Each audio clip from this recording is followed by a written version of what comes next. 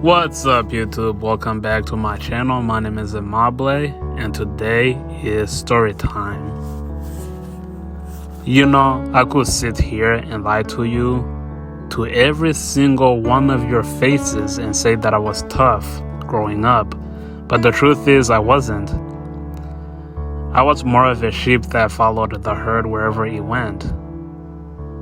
Although it was in my future to be a brave and courageous lion and leader of the pride, that future was well hidden from my mind and my view. See, growing up had its backbreaking properties. In other words, it wasn't a walk in the park or a piece of cake. I grew up in an all-Rwandan family of 7. When I was at the age of 6, I officially started going to school. The first few days, my mom walked me to school just for my safety, as any caring parent would, and as you would imagine. It comes to nobody as a surprise that every person who attended school also walked every single day, back and forth at least 3 times a day from home to school. Because as a poor country, there's no such thing as school transportation. No public transportation existed within our town. The only transportation was buses and taxis that went across country or from city to city. My family was barely making it in the new country we had just moved in.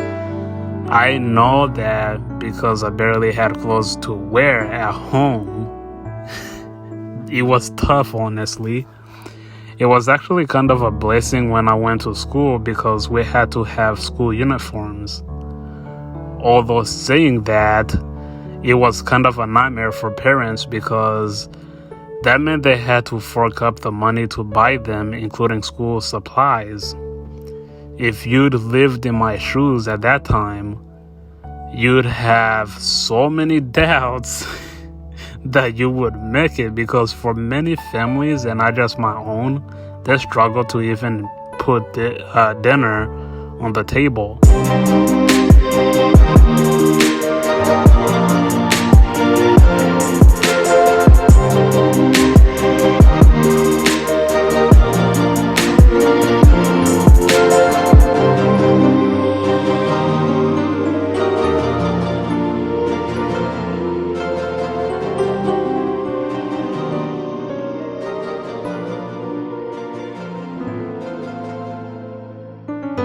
More times than not, many people went to bed hungry, and the reason for that is jobs. They were nowhere to be found. My family originated from Congo. They fled from country to country, as many others did from a massive genocide. A genocide event that happened in 1994. Now, if you search that up, you will see the full story. It is kind of sad, but you know, things happen, I guess. Anyway, it was so bad that nobody knew if they would survive or perish. That's how we came to be refugees in Rwanda. The reason we even made it this far in life from that nightmare is because my dad, he relentlessly searched for jobs and even at times was separated from his wife and family for several months during the war. That's just how it was. Anyway, but because of some miracles, they always managed to find each other. And by that I mean us, the family. I don't even know why I'm talking like that. But that's a story for another time. While I was going to school, my routine was after school, get water. And the question is why? Well, let me tell you. That was one of several vital things to have, because not only did it serve as drinking water, it was also for cooking, bathing, and even washing clothes.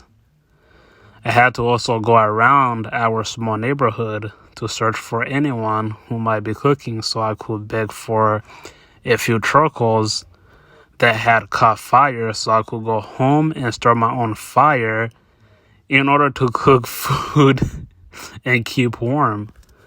That was challenging alone itself, because At times, you were not always lucky, especially if you didn't even have money to buy matches. If you were that lucky, even a bit, it rained so much that it was nearly impossible to find good firewood that was dry and ready to cook with. Another major thing is going to a nearby boutique to buy petrol or light fluid, or in other words, gas and matches, to light our little gaslit lamps.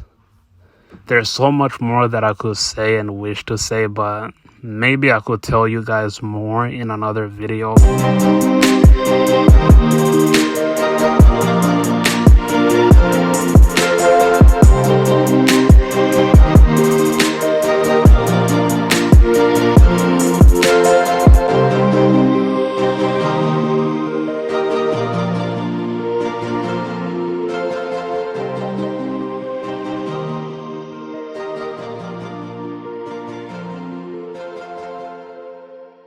Moral of this story is, don't take life for granted, because you might complain so much about the little troubles you have from day to day, but you forget that somehow you're still living and breathing.